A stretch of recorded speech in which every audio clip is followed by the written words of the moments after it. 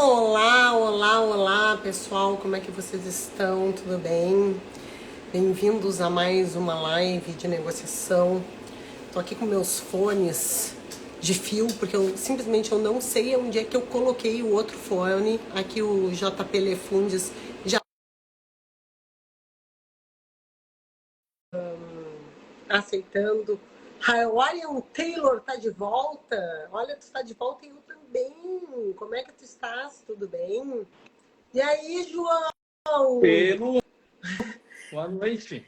Como é que tu tá? Tudo bem? Eu tô bem, e tu? Como foi a volta das férias? Ai, que saudade. João, agora que eu tô te vendo, eu me lembrei que eu tenho que mandar um negócio pro teu irmão. Ainda bem Agora, que é pra deixa eu me lembrar. ele, não é pra mim.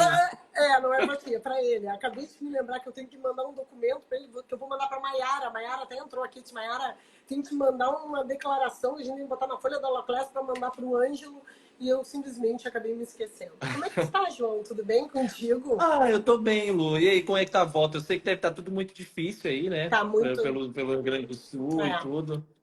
por Esse isso. choque da volta das férias, né? Pois é, por isso que é tão pertinente a nossa live de hoje, né? Sim. A gente acabou saindo de férias para visitar o João, para passar o Dia das Mães e o aniversário dele junto, né? Uma viagem que já estava planejada já faz um tempo e nós saímos aqui no dia, né? No dia que aconteceu, que começou a chover bastante no dia 1º de maio. Então a gente chega na Itália no dia 2 e vai só num crescente de notícias, né? Sim. Então, ao mesmo tempo que eu estava numa felicidade de estar junto com meu filho, de estar com a minha mãe também, que foi passar o Dia das Mães, foi visitar meu irmão e passar o Dia das Mães também conosco lá, o coração ficou muito apertado. Foi um gosto meio amargo, assim, sabe, das viagens. E o Marcel já está nos dando ordem aqui, ó. O É, ele Marcel já falou está nos dando ordem. para fixar o título ali.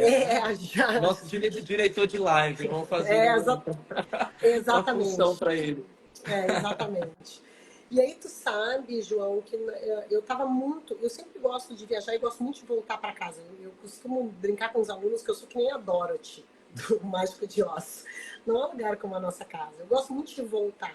E dessa vez eu estava muito nervosa, estava muito ansiosa para voltar, porque eu queria estar aqui perto, sabe? Sim. Para participar, para ajudar, para estar perto, né? Então a gente está enfrentando agora que a água está baixando, só para te ter uma noção. Eu tô sem entrar no escritório, o escritório lá está interditado, onde a gente tirou Sim. aquelas fotos e tal. Tá, não tem água, não tem luz, é uma previsão de voltar até o final do mês, então a Nossa. gente está trabalhando de casa direto. Não, aí O tá meu carro, tudo muito difícil, né, Lu? Tá tudo muito difícil. A gente vem acompanhando, as avós do Marcel tá até aqui em casa, né? Vieram do sul para cá. E a isso. gente vê quanto é difícil. E quando tu me chamou para falar de mediação, conciliação, né, métodos alternativos de resolução de conflito na administração pública, a gente imagina até dentro de uma situação dessa que o Rio Grande do Sul está passando, o quanto que é importante esse tipo de temática para o futuro, né? Porque Com agora, certeza. os recursos que o Estado tem, por prioridade, agora vai vir para reconstruir tudo isso que passou, né? Sim. Então, a administração pública ela vai ter que evoluir mais ainda nesse sentido para poder otimizar esses recursos, tá? Quando tu me chamou, eu lembro que até na Loclass, na época, a gente fez uma aula sobre isso. Sim, sim, tu até me mandou. E tu sabe que é uma coisa muito interessante. Deixa eu apresentar aqui para o pessoal. Gente, eu acho que quem me acompanha há mais tempo sabe que o João e o Paulo, né, nós fomos sócios na Loclass, no projeto da Loclass, que está um projeto stand-by.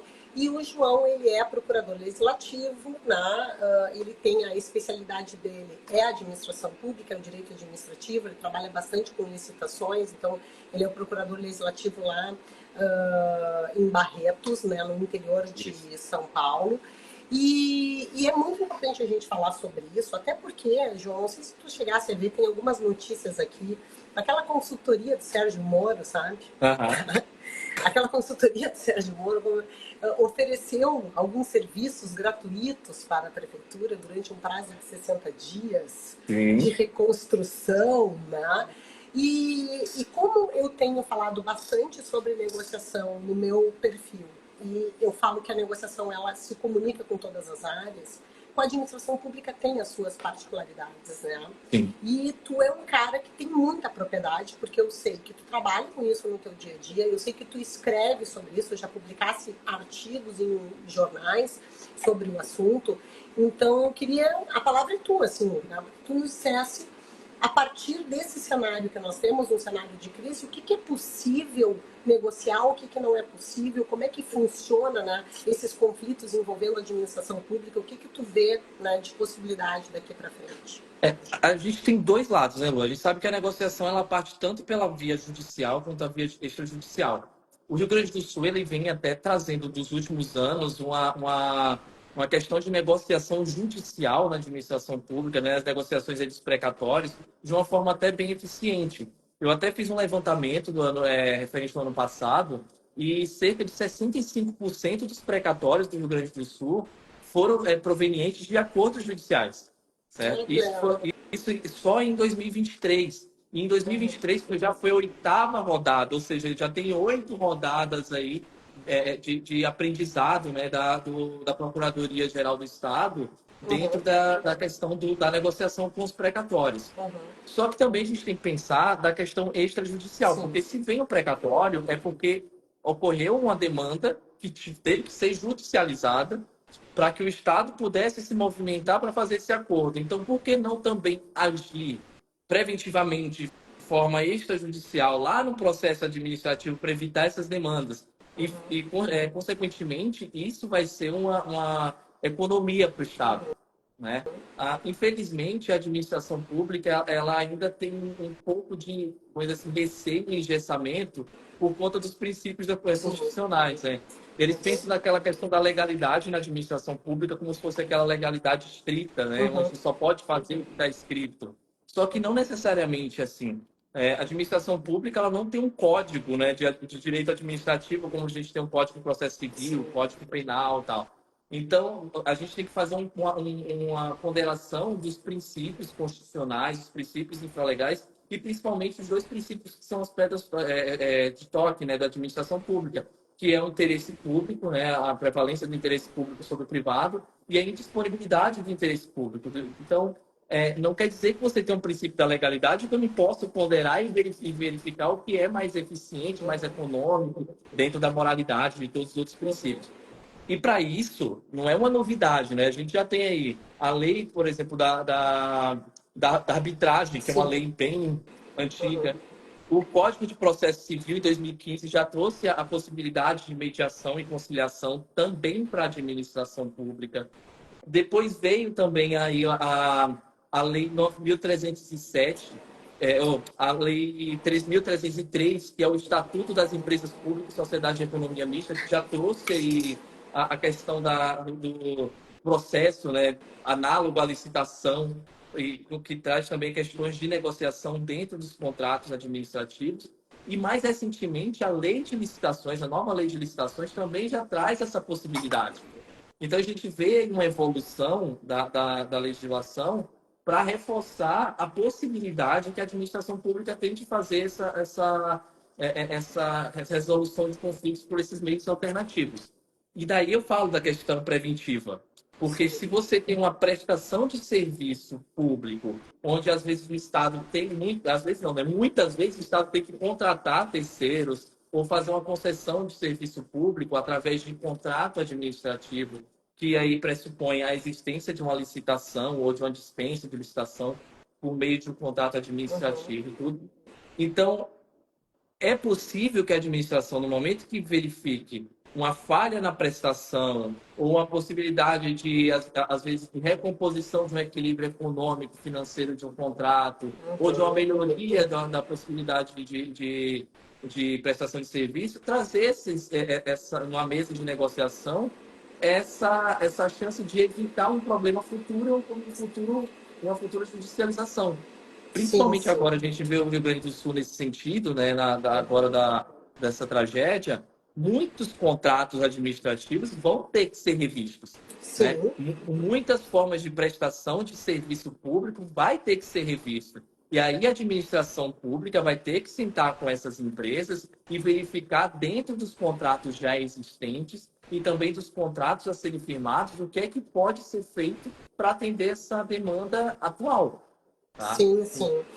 É bem importante, João, até só para fazer uma referência para o pessoal que segue aqui, né? Uhum. Tu mencionasse legislações. Então, o que nós temos? Tu falasse sobre a lei de arbitragem, que é uma lei de 96, mas que ela sofreu alterações em 2015 e possibilita, né, a arbitragem no âmbito da administração pública. Então, a arbitragem ela é um método heterocompositivo, mas ela é um método alternativo à própria jurisdição estatal. Então, se tiver contratos administrativos com cláusulas de arbitragem, é possível, né? E até pode ter uma cláusula que a gente chama das cláusulas escalonadas, né? Que são as cláusulas med-arb. Tentar primeiro uma mediação com a administração pública para depois chegar até a arbitragem, que é essa forma heterocompositiva. Tu mencionasse igualmente o CPC, que trouxe as alterações de 2015, mas nós temos ainda a lei de mediação. A lei de mediação também é de 2015, e ela tem algo, a partir ali do artigo 35, eu estou até com ela aberta aqui, que fala dos conflitos envolvendo a administração pública federal direta, suas autarquias e suas fundações. É claro que observando... Isso mesmo, ela já traz um tópico específico para a administração pública e, claro, a gente tem que pensar que a administração pública dentro dos três entes, né, município, estado, União, e a gente sabe que nem sempre, ou na maioria das vezes, não vai ter uma regulamentação local de como vai ser esse método autocompositivo. Mas para aí também, a lei ela já fala, olha, se não tiver regulamentação, pode usar o capítulo, se não me engano, capítulo 2 da seção 2, mas ela já deixa claro. Sem falar que o próprio CPC ele é uma fonte subsidiária do processo administrativo. E o CPC traz essa questão dos métodos autocompositivos, né? Então não tem, vamos dizer assim, uma desculpa para que a administração pública não utilize. O que falta, às vezes, é a falta do conhecimento, sabe? Porque a gente tem que pensar que dos mais de 5 mil municípios do país, a maioria não tem nem 20 mil habitantes, então o corpo técnico é um corpo técnico, às vezes, limitado no sentido de conhecimento técnico mesmo, vamos dizer assim, tá?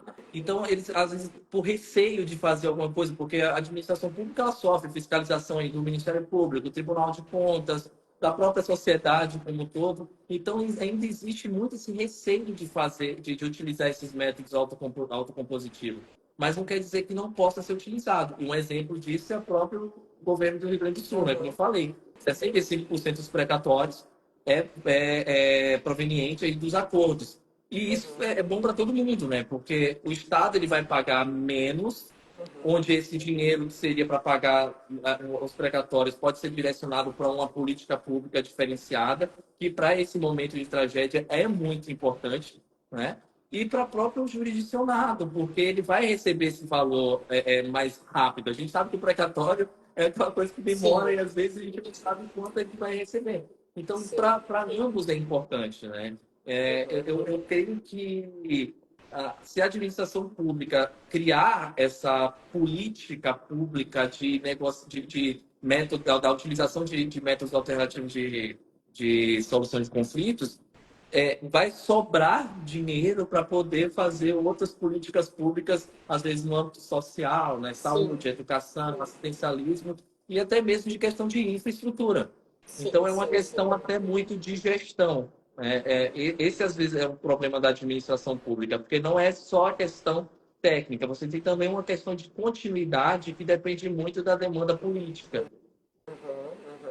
Eu até, João, tu estava falando e eu estava pensando o seguinte, é que eu não sei, realmente não tenho conhecimento, tu lançou a questão da alteração da lei de licitações, que a gente está vendo, né, que digamos, foi o assunto do momento. Acho que o ano passado foi o assunto do momento, todo mundo falando sobre isso. Ainda está sendo. Ainda está sendo. Pois é. E tem dispositivos específicos que tratam dentro da lei de licitações sobre o assunto? Tem dispositivos específicos. Eu não vou te falar agora o artigo, porque eu ainda não decorei. Eu ainda sei mais da lei antiga do que da nova, mas tem sim.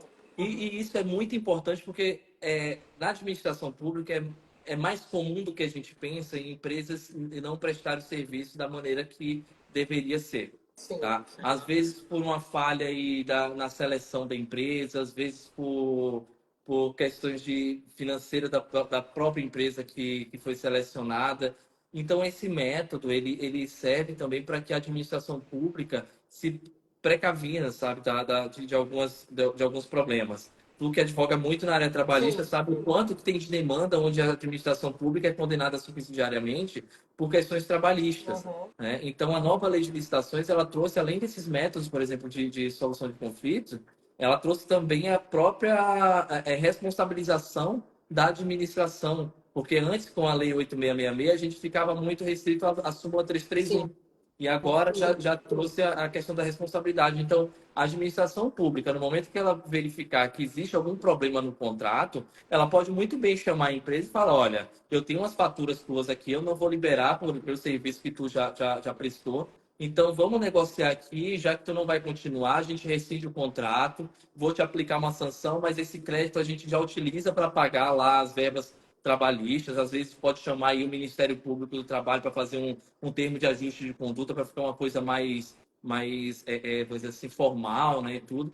Então, existe essa possibilidade e é uma forma até boa para a administração de não ter que pagar duas vezes pelo serviço, Sim. né? Porque muitas vezes Não, acontece isso.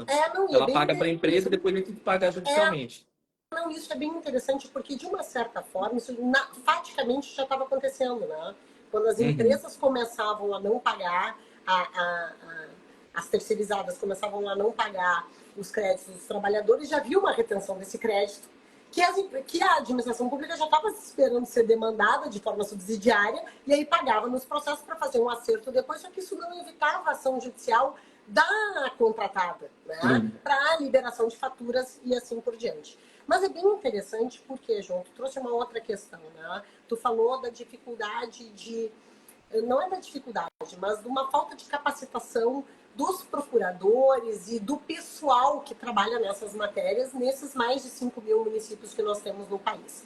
Há pouco tempo atrás, no ano passado, na verdade, em novembro do ano passado, eu trabalhei eu fiz uma capacitação para os procuradores do município aqui de Porto Alegre, falando sobre terceirização, sobre temas do STF, falando bem sobre isso. E eu me lembro que na época, assim, foi bem elogiado, e o pessoal dizendo: a gente precisa ter mais contato com pessoas que estudam essa matéria, que trazem essa realidade, para a gente saber como é que a gente defende nos processos e tal. Então, tu imagina, isso aconteceu em Porto Alegre, que é uma capital do estado da federação. Olha como é que no interior, né, a gente teria digamos, um mundo a se explorar justamente para trazer essas possibilidades. Até para aqueles que elaboram os contratos, né, administrativos, colocarem as cláusulas. Sim. Né? Olha aqui. Isso é Isso uma aqui é... dificuldade, sabe, Lu? Porque assim, ó, primeiro, os municípios, né, na grande maioria, primeiro a gente tem que pensar que o município ele tem os dois poderes, né, legislativo e o executivo. Então você tem procuradores tanto do legislativo quanto do executivo. Quando existe uma procuradoria, foca-se muito no direito administrativo, às vezes no direito tributário e pouco no direito trabalhista, por exemplo. Eu sempre bato muito na tecla, sabe? Aqui em Rio Preto eu coordeno a Comissão de Direito Administrativo, né?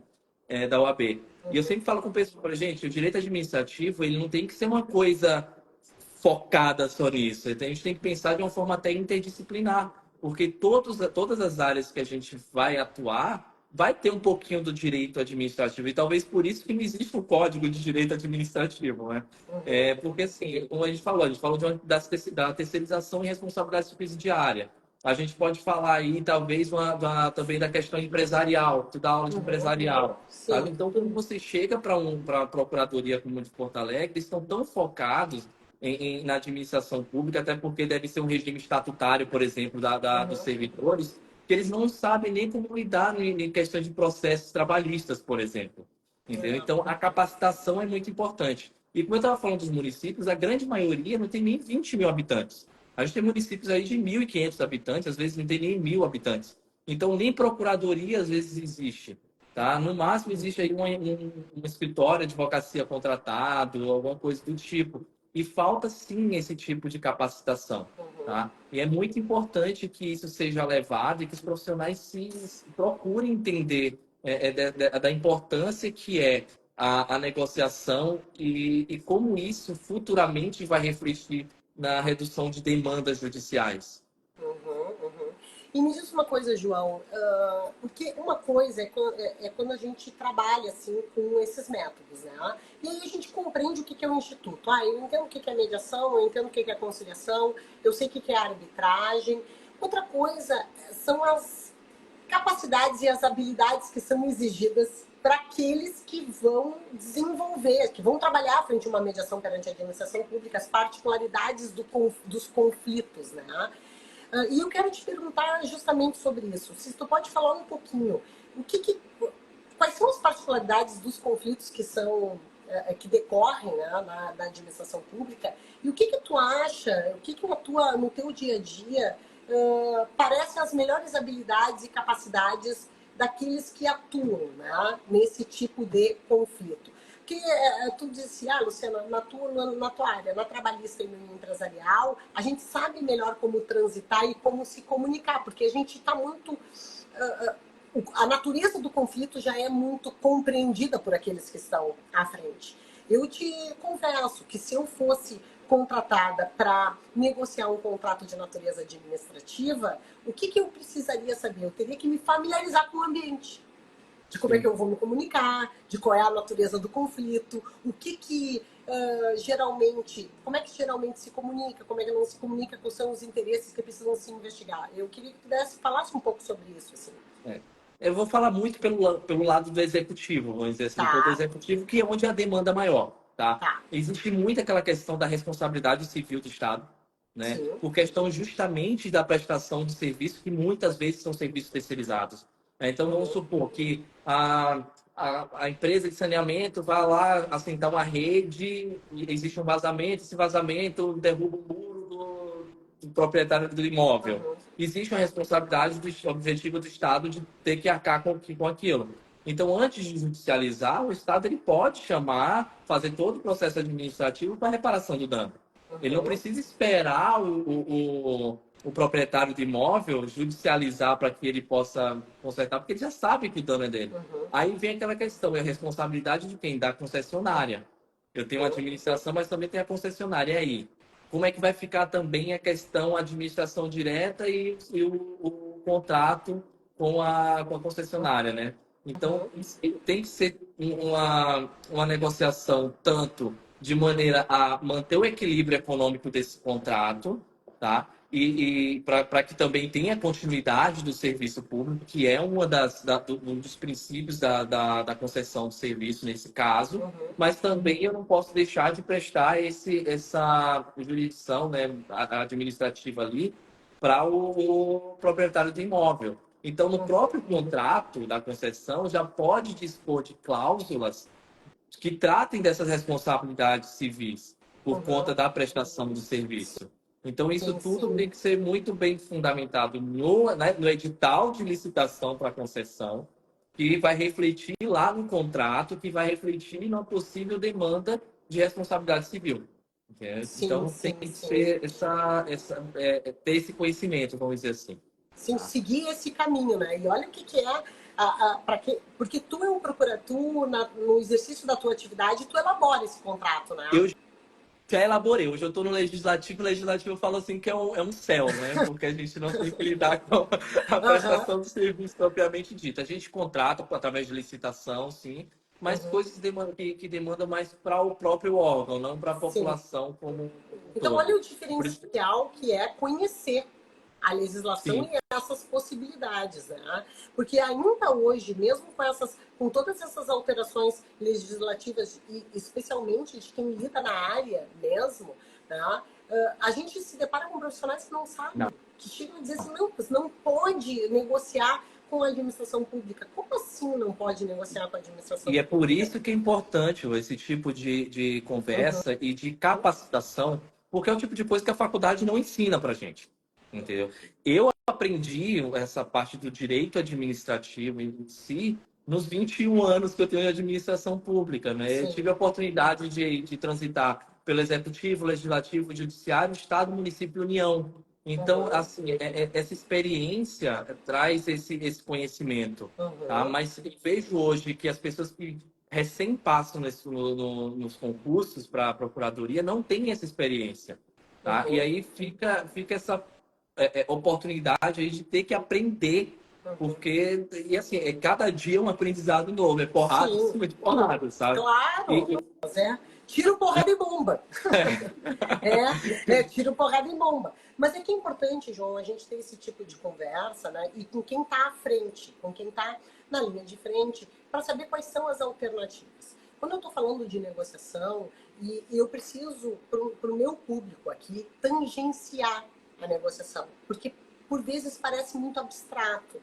E na verdade não é abstrato. não é. A gente consegue tangenciar no direito do trabalho, a gente consegue tangenciar no direito empresarial e a gente consegue tangenciar no direito público. Tá? Se a gente pode falar até mesmo de possibilidade de negociação em direito penal, quando a gente fala lá de acordo de não persecução penal, que tem todas as ferramentas negociais, mas será que em contratos administrativos, né, que a gente tem administração e administrado nos polos, cabe esse tipo de cláusula? E tu tá nos dizendo, sim, na verdade cabe. Cabe, e, inclusive assim, as pessoas têm uma dúvida e falam, vou precisar de autorização legislativa para poder fazer isso. Não precisa, porque a legislação já permite. É como eu te falei, o grande problema hoje é uma questão de vontade política e até mesmo uma questão de planejamento de uma política pública para que isso aconteça. Porque no momento que verificar que esse tipo de resolução de conflitos é mais, além de ser positivo, também é mais econômico para a administração pública, com certeza eles vão fazer. O problema justamente do executivo está na continuidade dessas políticas. Porque a gente sabe que o gestor público ele é um gestor eleito e não necessariamente vai continuar de 4 em 4 anos. Sim. Então, às vezes, se perde essa política pública. E aí vem a importância do concurso público, né, para poder manter o corpo técnico presente e que tenha essa independência, né? Por isso que a gente fala que as procuradorias ela tem uma certa independência para poder lidar com alguns tipos de processos, mas o problema é que só faz quando vem judicializado. Sim, entendeu? sim, Isso tem que começar a ser feito também de forma preventiva. Tá? E quero te perguntar o seguinte, João. Eu estava pensando, né, no meio da nossa conversa. É possível, no âmbito do município onde tu estás, falar sobre criar uma resolução, como a gente tem. A gente tem a resolução do CNJ, que fala sobre pacificação de conflitos, tem a resolução lá na Justiça do Trabalho, que fala da mediação e da conciliação no âmbito dos conflitos trabalhistas. Isso também pode ser regulamentado via uma resolução que traga uma diretriz, né, de mediação? Pode ser regulamentado, sim. Aí é como eu falei, vai depender da vontade política, porque dentro do processo legislativo você tem questões que são de iniciativa, por exemplo, do executivo. Tratar de política pública, de programas e tudo, é uma competência legislativa de competência privativa do chefe do executivo. Então, cabe aí o gestor, o chefe do prefeito, o governador, o presidente, fazer esse tipo de política pública, tá? E fazer essa resolução, esse decreto, ou fazer uma lei, sabe? Então, isso pode partir sim. Mas, como eu falei, assim, não tem necessidade de fazer, porque a legislação que a gente tem hoje já permite. E eu te pergunto uma outra coisa, assim, João. Negociando, vamos supor agora que, pegando a realidade do Rio Grande do Sul, vários contratos que estão estabelecidos com a administração pública vão ter que ser revisados, né? Digamos assim, de pagamentos e tal. E como é que fica a responsabilidade perante os tribunais, né, de contas? Como é que fica isso? Como é que fica contratos que não tinham essas cláusulas podem ser aditados para constar, e como é que fica toda essa questão referente, né, à prestação de contas? Os contratos eles podem ser aditados independente de qualquer coisa, ainda mais dentro de uma calamidade, né? Uma questão superveniente e uma eventualidade que pode ser feita. Eu acho que vai ser mais um motivo aí de algumas rescisões contratuais, até porque vão ter contratos que não vão ter mais como continuar por hora, até que as coisas vão se normalizando aí com o tempo, forem se normalizando com o tempo. Então, aí entra a questão da negociação, né, de chamar as empresas, fazer algumas decisões amigáveis, né, de forma que encerre o contrato e evite a judicialização. sem que exista judicialização. Outros contratos imprescindíveis chamar para negociar, verificar a questão de recomposição do equilíbrio econômico-financeiro, porque a forma da execução do serviço vai ter que ser alterada, porque às vezes o fornecedor dele era ali local, hoje não tem mais, vai ter que trazer insumos de fora, que são mais caros e tal. Então, tudo isso vai ser possível. A lei, ela traz essas possibilidades de aditamento, tanto aditamento de quantitativo, quanto também de prorrogação do prazo de vigência desses contratos. Tá? Então, mas é como eu falei, a negociação, ela tem essa importância, né? Eles vão ter que sentar, ver, priorizar os contratos, né? Ver qual é a prioridade e ir verificando o que pode ser continuado, o que não deve ser continuado e gerenciando isso aí, né? É uma questão bem de gestão mesmo.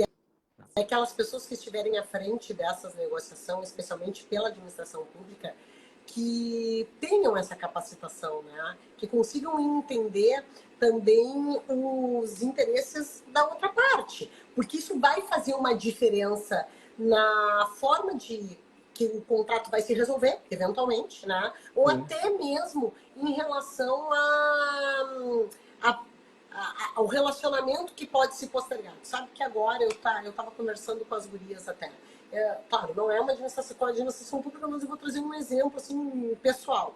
A gente está com o nosso condomínio lá sem entrar desde o dia 3 de maio e a possibilidade é que a gente entre só no final do mês. Tá? Só no final do mês que se restabeleça a água, a luz. Então nós não podemos entrar no prédio. Tem muita gente que tem aluguel lá. Né? E a gente estava discutindo como é que fica essa questão.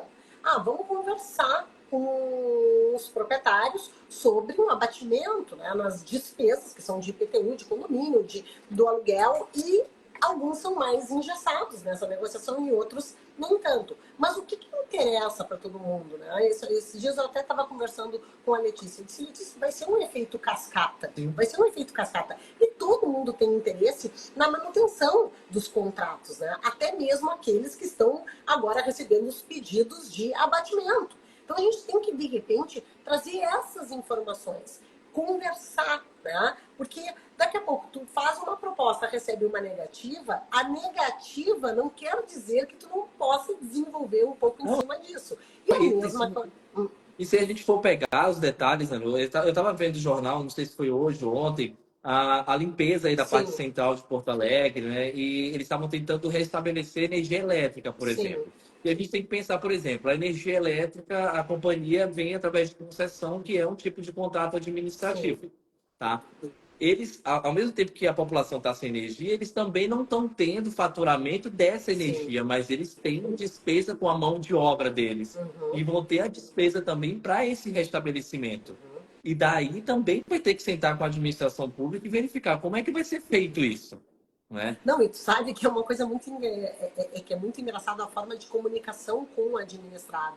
Porque a comunicação poderia ser diferente. Hoje eu estava conversando com uma amiga que ela está 16 dias sem luz. Ela está 16 dias sem luz com 2 filhas pequenas em casa. E ela mora a 1 quilômetro e pouco aqui de casa. Né? A Zona Sul geralmente é muito afetada e ela está um pouco mais à frente de casa. E ela teve, a água não chegou a entrar toda na casa dela, mas teve assim na garagem e tal. E com medo de curto-circuito e tal, então a luz está cortada. Agora foi os representantes da CE Equatorial, eles fizeram um complô, não deixaram a pessoa sair. Eu vou botar pneu, eu vou queimar pneu, eu sei lá, a pessoa não vai sair daqui até nos dar uma explicação. E eu estava conversando com ela, disse, tu vê como é que, nesses momentos de crise, como é importante a forma de comunicação, né? Que a concessionária adota com o administrado. Porque isso que tu levantou agora, assim, gente, a gente sabe, né? Olha, vocês estão sem energia, nós temos esses problemas, esses problemas. Isso também seria algo que minoraria um sentimento de indignação, de que são abandonados pela concessionária, né? Porque a gente sabe o que o administrado sente a estar 16 dias sem luz com o filho pequeno em casa, né? Então, é algo que até mesmo evita qualquer tipo de demanda. E até só para te fazer um outro comentário, assim, rapidamente, hoje de manhã eu estava na academia conversando com uma colega advogada e a gente estava falando sobre um panorama econômico, como é que o Estado, se o Estado se recuperaria daqui para frente, toda a verba federal que está sendo destinada.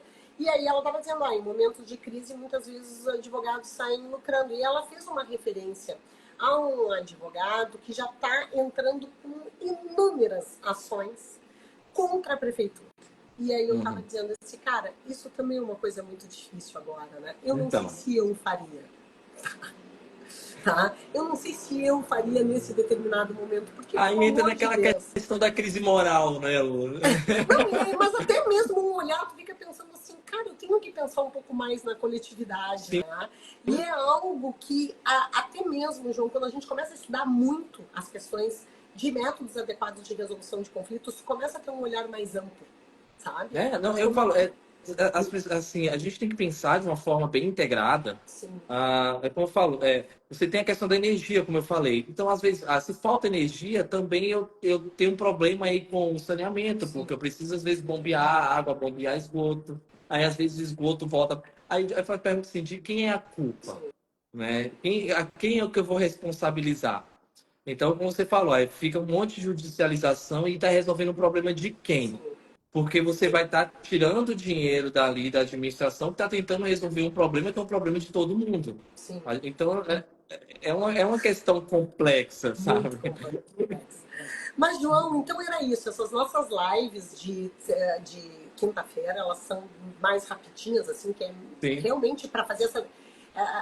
dar esse panorama para o pessoal de que a negociação, ela tem tudo a ver com o direito e ela é utilizada nas mais diversas áreas. Até quero te dizer que eu acho que a gente tem que conversar. Depois dessa live aqui, eu vou te mandar uma mensagem no WhatsApp, porque a gente viu umas ideias aqui. E dizer que eu tô com saudade também, né? Então, porque tu fica 30 dias na Europa e quando volta não tem mesmo amigo. Não, até parece, né? Eu não vou falar porque tu quer que eu fale, mas eu não vou falar. Até Não parece que sou eu, que não é um casalzinho que eu conheço. Tá bom, então. Tá. Muito obrigada. Mas estão com saudade de vocês também, tá? Com saudade, assim, e aí a gente vai vendo esse sol maravilhoso em São José do Rio Preto e vai dando, assim, aquela saudade, né? Mas tudo bem, agora é o momento de estar por casa e ajudar a trabalhar aqui nesse período de reconstrução. Tá bom, João? Um beijo, muito obrigada. E a gente vai falando, tá bem? Tá bom, meu. Um beijo, boa noite, Tchau. boa noite, pessoal. Vou salvar em collab contigo, tá? Oi? Vou salvar em collab contigo a nossa live. Beijo. Tá bom. Até mais. Beijo. Tchau. Tchau, tchau.